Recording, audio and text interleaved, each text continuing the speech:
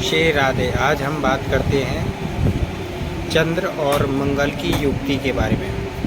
काल पुरुष की कुंडली में प्रथम भाव होता है मंगल का, मेष राशि का। इसको त्रिकोण भी कहा गया है। और चंद्रमा होता है केंद्र भाव, काल पुरुष की कुंडली में चौथा भाव। भृगु संहिता के अनुसार जब केंद्र और त्रिकोण का मिलन होता है, चंद्र और मंगल होता है भूमि और चंद्रमा होता है जल। जब भूमि और जल का संपर्क होता है तो वनस्पति की उत्पत्ति होती है, पेड़ पौधों की उत्पत्ति होती है, जीव जंतुओं की उत्पत्ति होती है।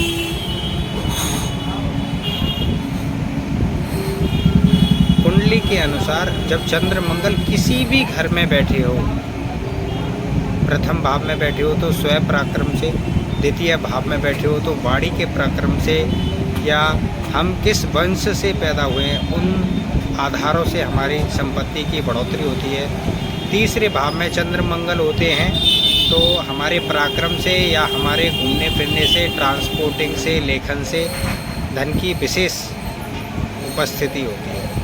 चतुर्थ भाव में चंद्र मंगल बैठे होते हैं तो भूमि से, किराए से, प्रॉपर्टी से या माता के द्वारा या घर में रखा हुआ बहुत सारा धन हमें प्राप्त होता है।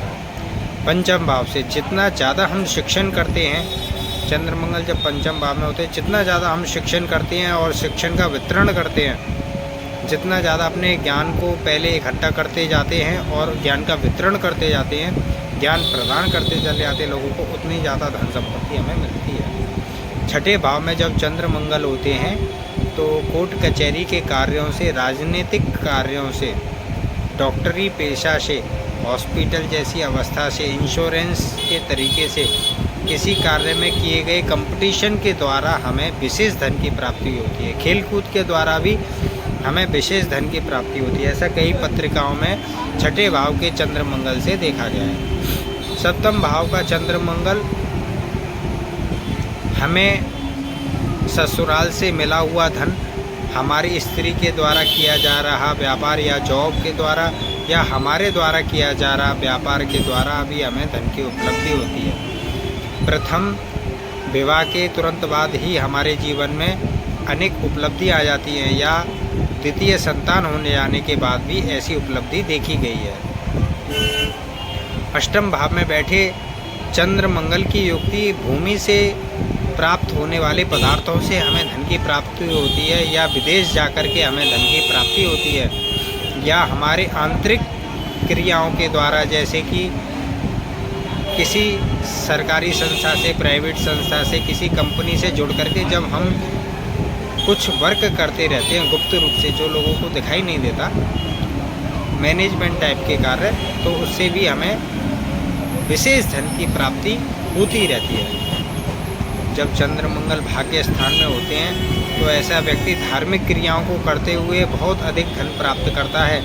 उसे बार बार भाग्य के भरोसे या ईश्वर की कृपा से धन प्राप्ति के अनेकानेक प्रोग्राम मिलते रहते हैं। जिन लोगों के दसम भाव में चंद्र मंगल होता है, ऐसे लोगों को कठिन परिश्रम के द्वारा स्वयं अपना भविष्य बनाने की योजना युक्ति प्राप्त होती है और वो एक विशेष धन प्राप्त करते हैं।